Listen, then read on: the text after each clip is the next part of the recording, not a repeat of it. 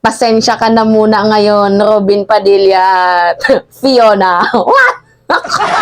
Dahil mukhang sasama yung loob nyo dito. Wag naman sana kayong magalit dahil para naman ito sa ating bayan. Anyway, sabi dito guys, United States, US aircraft aasahan sa susunod na resupply mission sa Ayungin Shoal. So alam nyo naman ata yung nangyari doon sa Ayungin Shoal kung saan ho itong barko natin, barko ng Pilipinas ay muntikan na hong bungguin ng China vessels. O, 'di ba? Sila yung ganito yung nangyari guys barko ng Pilipinas. Tapos itong China Coast Guard, ang ginagawa nila, they are blocking the driveway. Oh, blocking the driveway. 'Di ba? Dire-diretso ang barko ng Pilipinas tapos hinaharang nila at ang gusto nila ay bungguin natin itong barko ng China at kapag binunggo natin, doon sila magkikreate ulit ng panibagong eksenang ganap na tayo yung mauna-una. 'Di ba? Na tayo yung nanguna, inuunahan natin sila at doon na magsisimula yung warla na yan. Diba kasi sabi dito guys, sa nakarang balita, barko ng PCG, muntikan uli bungguin ng China vessels.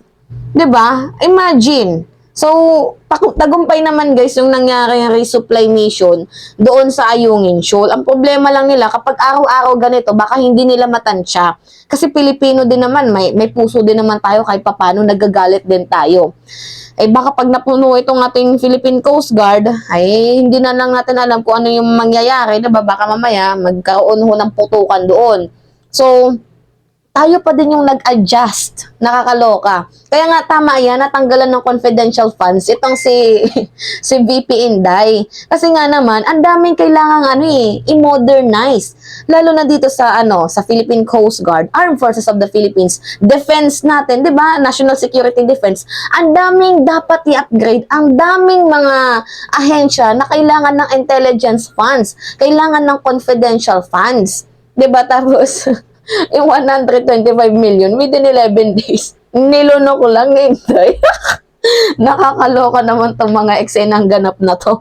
Anyway, buti na lang, 'di ba? Tanggalin itong confidential funds ni Vice President Sara Duterte, 'di ba, sa OVP. Kasi 'di ba, imagine Education, DepEd Secretary Education, tapos hindi nakafocus sa pag-i-improve ng facilities ng kalidad ng edukasyon, nakafocus sa mga taga-jundok. Where in fact guys, don't get me wrong okay lang naman, sige, ano niya to yung security ng mga kabataan, okay lang. Pero yung magtataka ka na lang, 125 million, yung hinihinging budget, 650 million.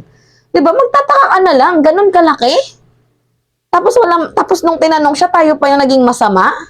Aba huwag tayong maglokohan dito. Anyway, going back sa ating topic, ito na nga. US aircraft aasahan sa susunod na resupply mission sa Ayungin Shoal. Goods yan. Baka na naman merong senador na naman ang tututol dito at atin ng batukan. Diba? Yung kanyang ibong adar na lumawit. Di ba siya lang naman yung senador na ayaw sa presensya ng US. Hindi niya alam yung pinaglalaban natin dito is yung freedom of navigation. Anyway, aasahang magbabantay ang dayuhang sasakyang panghimpapawid sa mga susunod na resupply mission sa Ayungin Shoal. Ito ang pahayag ng Armed Forces of the Philippines AFP nitong Sabado kasunod ng matagumpay na rotation or resupply RORI mission ng tropa ng pamahalaan nitong October 4 sa kabila ng panghaharas ng barko ng China Coast Guard at Chinese Maritime Militia. Alam niyo itong mga Chinese na to, super defensive at the same time super denial. 'Di ba? Sila yung sumira ng ating coral reefs. Ano yung sabi nila? Tayo daw nagkikreate ng political drama. And then, recently, sinabi din nila na kung ayaw nyong masira yung ating karagatan, tanggalin nyo yung BRP Sierra Madre nyo na kinakalawang. Diba? Nakakaloka. Imagine, ang galing nilang mag-deny, tapos napaka-defensive nila sa sarili nilang, diba? Sa kanilang mga sarili. Sasabihin, kung binangga natin yung Chinese Coast Guard din, ano sasabihin nila? 'Di ba? Tayo yung nag-una. Tayo yung tawag doon mauna-una. Tayo yung pasimula. 'Di ba? Kaya itong hindi kayang tansyahin araw-araw na gano'n na lang yung nangyayari dun sa Ayungin Shoal. So, kailangan na talaga natin ngayon palakasin itong ating defense. So, all we need to do, 'di ba, yung mga confidential funds sa mga ahensyang hindi naman dapat bigyan, tanggalin na 'yan. Ilaan na lang natin sa mga ahensyang nangangailangan. Kaya nga tuwang-tuwa si Browners kahapon. Pakita ko sa inyo. AFP Chief Browners thanks House for Defense Resource Support. Sinuportahan kasi guys ni House Speaker Martin Romualdez itong AFP dahil kailangan nga naman ng pondo na humigit kumulang 9 billion para ho sa bolster ng West Philippine Sea area. Kaya dapat yung confidential funds na yan, hindi yan, 'di ba? Politiko-politiko, hindi yan for politics, 'di ba? Para yan sa bayan. Anyway, papakita ko yung video. Sabi ni Martin Romualdez. Wala raw umanong politika sa likod ng desisyon ng Kamara na i-realign ng confidential funds ng ilang ahensya ng gobyerno sa ilalim ng pambansang budget. Ayon kay House Speaker Martin Romualdez, bunga ito ng pangangailangang paigtingin ang pambansang seguridad. Kasama sa mga ahensyang nanganganib wala ng confidential funds sa 2024, ang Office of the Vice President at Education Department ni Vice President Sara Duterte na dating kapartido ni Romualdez. Borrowing the words of the Vice President that even she says that she could live without it, and she would leave it to the sound discretion of the Congress for its proper disposition. Under the circumstances, we felt that it would best be realigned to the agencies and to the departments and into the areas where we have just mentioned that are a priority. Para kay Romualdez, tugma ang dalaw ng Kamara sa pahayag ni Duterte na mahalaga ang confidential funds para masugpo ang iba't ibang banta. Tama. Tinastigo ni Duterte ang mga kritiko ng confidential funds bilang kalaban ng bayan dahil kontra umano sila sa kapayapaan. Yun yung mali. We're all for the confidential funds, and we're all for peace, no, and or security. Ayon kay Marikina Congresswoman Stella Kimbo, hindi nakatuon sa iilang ahensya lamang ang pagtatapyas ng pondo. Tama. Bahagi si Kimbo ng komiteng mag-aamyenda sa naipasang budget ng Kamara. Hindi po tayo namimili. No? Meaning to say, we apply general principles dito po sa pag-rationalize ng CIF. Bukod sa confidential funds, tinitingnan din ng liderato ng Kamara ang pag-re-realign sa ibang mga pondo para madagdagan ang budget sa mahahalagang proyekto tulad ng karagdagang infrastruktura sa Pag-asa Island sa West Philippine Sea. Tama. Ayon kay Armed Forces Chief General Romeo Bronner, mahalaga ang pag-unlad ng isla sa seguridad ng bansa.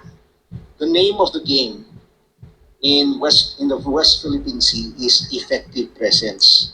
Ibig sabihin, kung sino ang nandyan, siya na may control ng area na yun. We have to develop our islands. Make it habitable for our soldiers and the community. Nakatakdang tapusin ng komite sa Kamara ang mga panukalang abyenda sa pambansang budget sa susunod na linggo. Sian Arcangel. Narinig nyo? Tatanggalan ho si nanganganib. Itong si BP Inday. Kaya nung isang araw, nagsumbong yan sa kanyang tatay. Kita nyo yan. Di ba? Nag-meeting sila ng kanyang tatay dahil inagawa ng candy. Nagsumbong, umuwi ho sa kanila. Biruin niyo ba naman kasi, tatay, tinanggalan ako ng confidential funds ni Romualdez. Pambalos-los talaga yan. Di ba? Ganun ho. Anyway, going back sa ating topic, kailangan talaga nating paigtingin ang ating security defense. So, tama lang matanggalan ng confidential funds si BP Inday kasi Education Secretary nakafocus sa ibang ahensya. Parang ang layo naman ata ng narating ng ating BP. So, sabi dito, isang dayuhang eroplano ang napataan sa nasabing resupply mission. What they are providing us is a view from above so that I've said we will know what is happening on the ground. That is very important in the formulation of strategies, campaign or operational plans that will be effective only in providing additional capability which we don't have yet. Depensa naman ni AFP spokes Medel Aguilar sa isang television interview. Nauna nang binanggit ng Coast Guard na nagsagawa naman ng delikadong pagmamaniobra ang barko ng Chinese Coast Guard laban sa tauhan nito na sinasakyan ng BRP or Barko ng Republika ng Pilipinas, Cabra, sa kasama nitong escort ng resupply boat nitong Miyerkules. So, yung eksena ng ganap man nung Miyerkules ay hinarangan, pinagtangkaan na namang bungguin ng Chinese militia vessels itong ating, 'di ba, BRP Sierra Madre. Eh, wala talaga tayong magagawa, tayo yung mag-a-adjust kasi once na binugo natin yan, iba yung magiging mindset na naman ng kabilaan. Kahit kitang-kita naman sa video na sila yung humaharang, they are keep denying in it. 'Di ba? So, ang kailangan natin ngayon magtimpi muna habang wala pa tayong mga malalakas na defense. So, all we need to do is to accept the fact na kailangan natin ng tulong ng ibang bansa kasi nga noong panahon ni Duterte, pinabayaan lamang niya ang mga ginagawa ng Chinese diyan sa teritoryo natin. At limitado lang yung balita sa West Philippine Sea. Kasi nga pro-China sila. Tingnan nyo doon sa Davao. Sino yung mga namumuno doon? Mga galing sa barkong di ba mga Chinese? Pundado kasi ata yan. Anyway, di ba? Paano natin ma-achieve ang bagong Pilipinas kung nagpapaalila tayo sa kamay ng mga tsekwahan?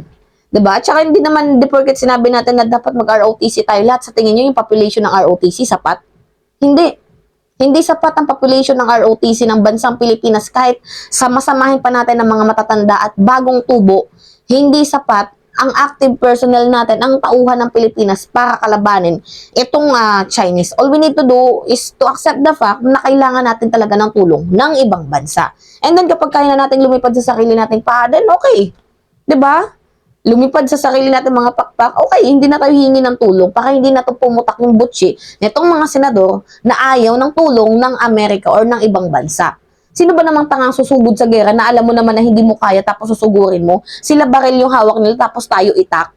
Hindi ka ba naman tanga? 'Di ba? Anyway, yun lamang ho guys. At it's me again, si Mima Alicia Nyo, tagbabalik ulit para sa ating panibagong video.